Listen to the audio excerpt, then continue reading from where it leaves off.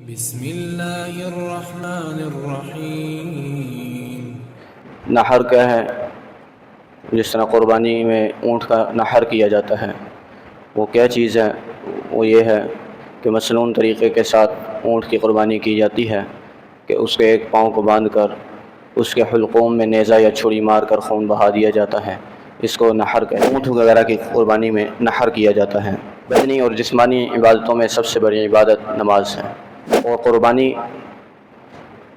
تمام مالی عبادتوں میں سے اس لحاظ کی بنا پر بڑی عبادت ہے کہ کفار کے شعار کے خلاف یہ ایک جہاد ہے، کیونکہ کفار قربانی کرتے تھے بتوں کے نام پر، اور اللہ کی قربانی کرنا یہ بت پرستی کے شعار کے خلاف ایک جہاد ہے۔ اعوذ باللہ من الشیطان الرجیم، بسم اللہ الرحمن الرحیم۔ اِنَّا أَعْطَيْنَاكَ الْكَوْثَرَ فَصَلِّ لِرَبِّكَ وَانْحَرْ إِنَّ شَانِئَكَ هُوَ الْأَبْتَرُ۔ صدق اللہ العظیم۔ اِنَّا أَعْطَيْنَاكَ الْكَوْثَرَ، بے شک ہم نے عطا کی آپ کو کوثر۔ فَصَلِّ لِرَبِّكَ وَانْحَرْ، پس نماز پڑھیے اپنے رب کے لیے اور قربانی کیجیے۔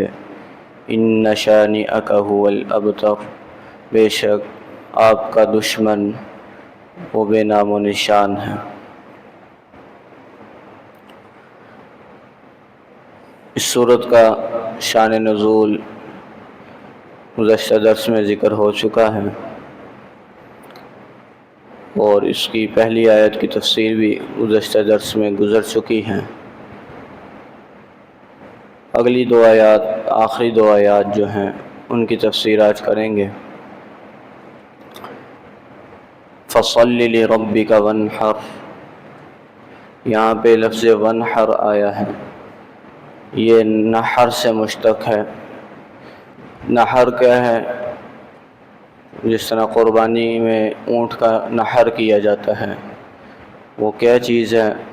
وہ یہ ہے کہ مصنون طریقے کے ساتھ اونٹ کی قربانی کی جاتی ہے کہ اس کے ایک پاؤں کو باندھ کر اس کے حلقوم میں نیزہ یا چھری مار کر خون بہا دیا جاتا ہے۔ اس کو نحر کہتے ہیں۔ جس طرح بکری اور بیل، گائے وغیرہ کی قربانی ذبح کے ساتھ کی جاتی ہے، یعنی ان کو لٹا کر ان کے گلے پر ان کے حلقوم میں چھری پھیر دی جاتی ہے اور ان کا خون بہا دیا جاتا ہے۔ اسی طرح اونٹ وغیرہ کی قربانی میں نحر کیا جاتا ہے، اور لفظ ونحر جو لے کر آئے ہیں اس سے مراد قربانی ہے۔ اب یہاں پہ ونحر کیوں لے کر آئے ہیں؟ ذبح کے معنی میں کیوں نہیں لے کے آئے؟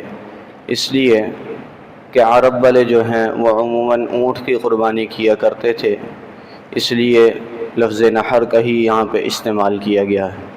اور عموماً جو ہے یہ لفظ قربانی کے لیے بھی استعمال ہوتا ہے، لفظ نحر جو ہے عموماً قربانی کے لیے بھی استعمال ہوتا ہے۔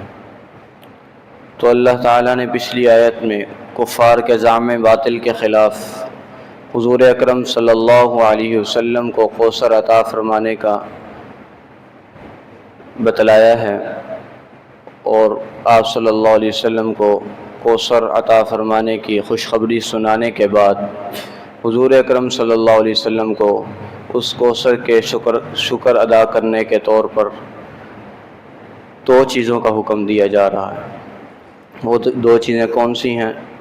وہ اس آیت میں ذکر کر دی گئی ہیں۔ فَصَلِّ لِرَبِّكَ وَانْحَرْ، پس نماز پڑھیے آپ اپنے رب کے لیے اور قربانی کیجیے۔ یعنی ایک چیز قربانی کا حکم دیا جا رہا ہے اور دوسری چیز نماز کا حکم دیا جا رہا ہے۔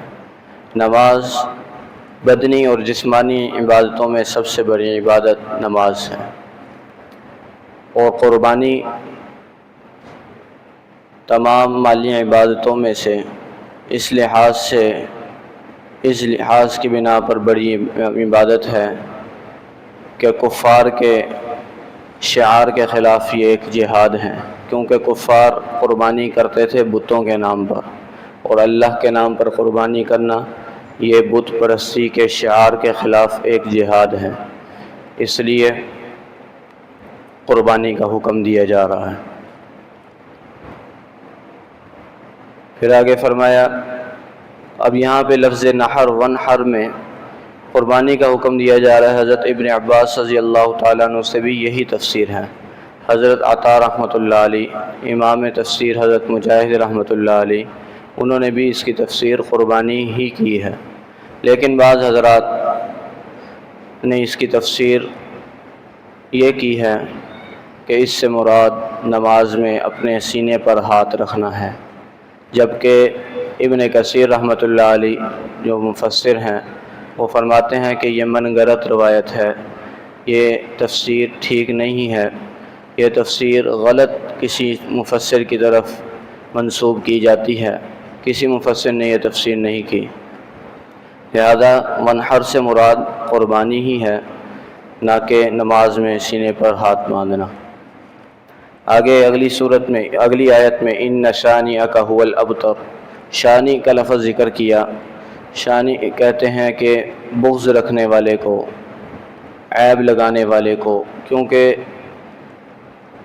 حضور اکرم صلی اللہ علیہ وسلم پر کفار عیب لگاتے تھے، آپ صلی اللہ علیہ وسلم کو ابتر اور مقطوع النسل کہا کرتے تھے، تو اس کے جواب میں یہ آیت نازل ہوئی ان شانئک ھو الابتر،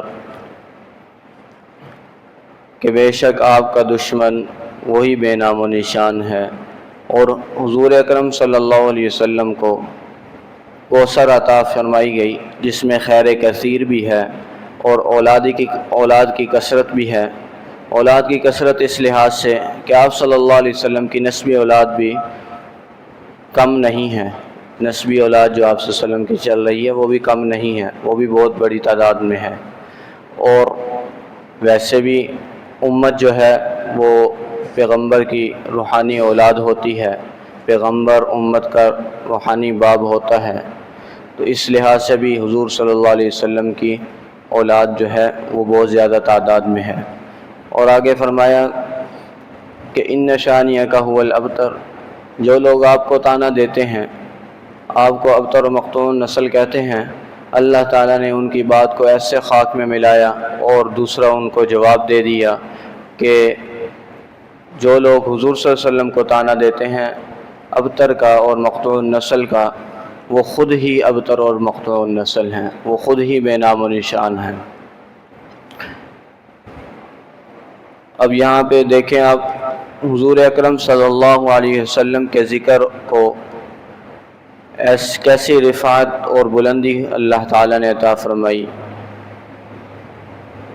کہ حضور اکرم صلی اللہ علیہ وسلم کا نام مبارک وہ 5 وقت اللہ کے نام کے ساتھ مساجد کے میناروں پر گونجتا ہے، اور جہاں پہ بھی اللہ تعالیٰ کا ذکر آتا ہے تو رسول اللہ صلی اللہ علیہ وسلم کا ذکر ضرور ہوتا ہے۔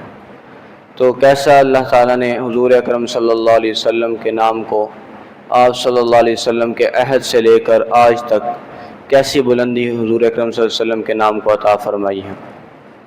جبکہ دوسری طرف دیکھا جائے جو حضور صلی اللہ علیہ وسلم کو طعنہ دیتے تھے ان کا نام و نشان آج دنیا میں نہیں ہے، ان کا کوئی خاندان نہیں ہے، ان کو جاننے والا کوئی نہیں ہے، ان کی اولاد میں سے کوئی نہیں ہے، جبکہ حضور صلی اللہ علیہ وسلم کی اولاد آج تک چلی آ رہی ہے۔ تو اللہ تعالیٰ نے ایسا حضور اکرم صلی اللہ علیہ وسلم کا ذکر اور آپ صلی اللہ علیہ وسلم کی رفعت اتنی فرمائی کہ آپ صلی اللہ علیہ وسلم کی اولاد بھی آج تک زندہ ہے، اور آپ صلی اللہ علیہ وسلم کے نام لیوا بھی پوری دنیا میں کونے کونے میں پھیلے ہوئے ہیں۔ اور یہ جو ان شانئک ھو الابتر، اس سے مراد کون ہے کفار میں؟ اکثر روایات میں یہ ہے کہ عاص بن وائل اس سے مراد ہے، اس کے بارے میں کہا جا رہا ہے کہ وہ آپ کا کھلا دشمن جو ہے وہ بے نام و نشان رہے گا۔ بعض روایات میں عقبہ ہیں اور بعض روایات میں اس سے مراد کعب بن اشرف ہے کہ ان کا نام و نشان بھی نہیں رہے گا۔ وہی ابتر اور مقطوع نسل ہیں۔ تو آج دیکھ لیں آپ، حضور اکرم صلی اللہ علیہ وسلم کے نام لینے والے تو کئی ہیں، جبکہ ان کفار کا جو حضور صلی اللہ علیہ وسلم کو طعنہ دیتے تھے ان کے نام لینے والا کوئی نہیں ہے۔ تو اس سے ان لوگوں کو بھی عبرت حاصل کرنی چاہیے جو آج کل حضور اکرم صلی اللہ علیہ وسلم کی شان میں گستاخی کرتے ہیں اور آپ صلی اللہ علیہ وسلم کے شان رفعت کو کم کرنے کی کوشش میں لگے رہتے ہیں۔ ان کو بھی اس کے اندر جواب دے دیا گیا ہے کہ حضور صلی اللہ علیہ وسلم کا نام قیامت تک بلندی پر رہے گا، رفعت کے ساتھ گونجتا رہے گا۔ اس کے نام کو، اس کی نام کی شان کو کم کرنے کی کوشش کرنے والے خود مٹ جائیں گے، ان کا نام و نشان نہیں رہے گا۔ حضور اکرم صلی اللہ علیہ وسلم کا نام و نشان بھی رہے گا، اور حضور صلی اللہ علیہ وسلم کے نام لینے والے بھی اس دنیا میں رہیں گے۔ یہی ان دو آیات کی تفسیر ہیں۔ انشاءاللہ آگے پھر سورۃ الماعون کی تفسیر کریں گے۔ وما علینا الا البلاغ المبین۔